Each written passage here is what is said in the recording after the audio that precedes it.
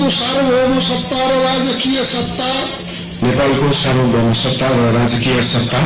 नेपाली जनतामा निहित रहेको नेपाली जनतामा निहित रहेको नेपालको संविधानप्रति पूर्ण वफादार रही सत्यनिष्ठापूर्वक प्रतिज्ञा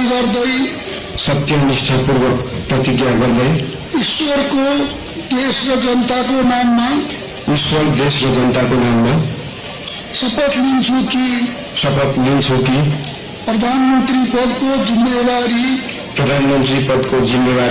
प्रचलित कानूनको पालना गरी मुलुक र जनताको भलो चिताई कसैको डर नमानी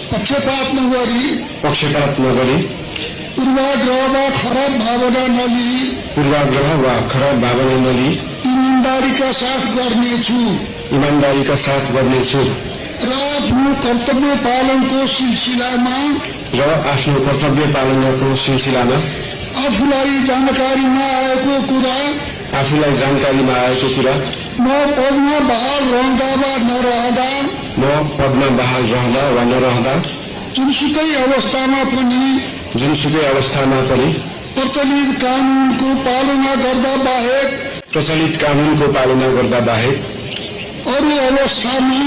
अरू अवस्थामा कुनै किसिमबाट पनि प्रकट वा संकेत गर्ने छैन।